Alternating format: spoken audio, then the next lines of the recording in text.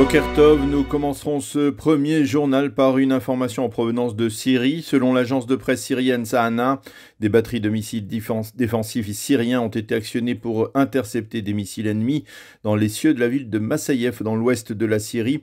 Contrairement à ces attaques qui interviennent généralement en pleine nuit, celle-ci s'est produite hier en fin de journée. Il y aurait eu des blessés durant cette attaque. Selon certaines informations, une autre attaque s'est produite également dans la région du port de Tartous et des explosions particulièrement fortes auraient été entendues sur place. Ceci étant, un autre officier supérieur des gardiens de la Révolution a été éliminé hier en Syrie lors d'un raid aérien américain qui s'est produit dans la ville syrienne de Mehaïdine, dans la région de Deir az-Zour, une région qui a déjà été attaquée cette semaine par l'armée de l'air américaine. Selon certaines sources, cet officier supérieur iranien était un expert dans le domaine des missiles de haute précision détenus par le Hezbollah, en particulier au Liban.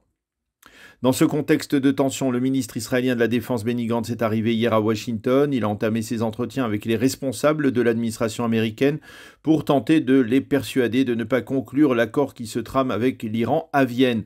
Benny Gantz doit s'entretenir aujourd'hui à la Maison-Blanche avec Jack Sullivan, le conseiller américain à la sécurité nationale.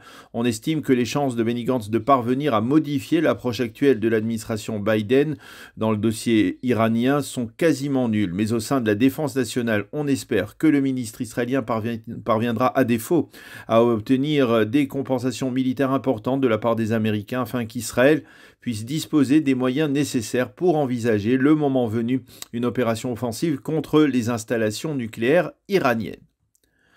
Campagne électorale en Israël, on le sent, la classe politique commence à se réveiller véritablement avec la fin du mois d'août. La prochaine date cruciale sera le 15 septembre, date limite du dépôt des listes électorales devant la commission électorale centrale. Et toutes les alliances entre les diverses formations devront être bouclées à cette date. Ceci explique pourquoi hier le Premier ministre Yair Lapid a décidé de monter au créneau et d'appeler le Parti travailliste et le Meretz à former une liste commune.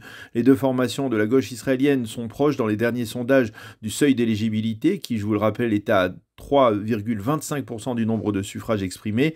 Et c'est vrai en particulier pour le parti Meretz. Lapid ne craint que la formation qui ne passerait pas ce seuil d'éligibilité entraînerait un échec général du camp du centre-gauche que Yair Lapid dirige. De facto, le Premier ministre agit comme l'a fait cette semaine Binyamin Netanyahou en demandant à Bezalel Smotrich, leader du sionisme religieux, et Itamar Ben-Gvir, leader de la force juive, de s'unir. Dans les sondages, c'est Smotrich qui est actuellement en difficulté.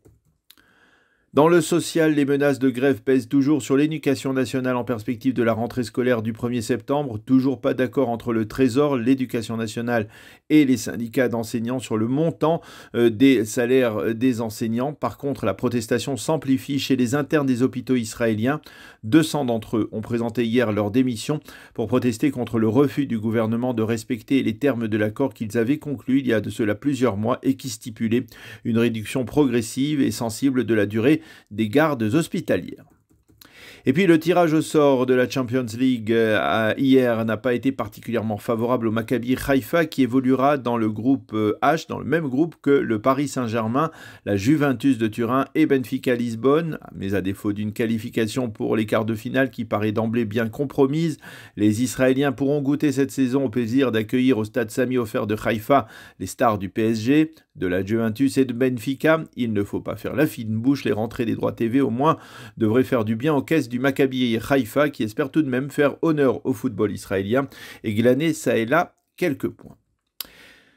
Et puis nous terminerons ce premier journal d'information par une information qui se rapporte à la communauté francophone en Israël. Les obsèques du Rav Avraham Mimoun de Marseille se tiendront aujourd'hui à 14h, heure israélienne, au cimetière de Givat Shaoul à Jérusalem. Le Rav Mimoun avait 81 ans, il est décédé subitement mercredi soir à Marseille.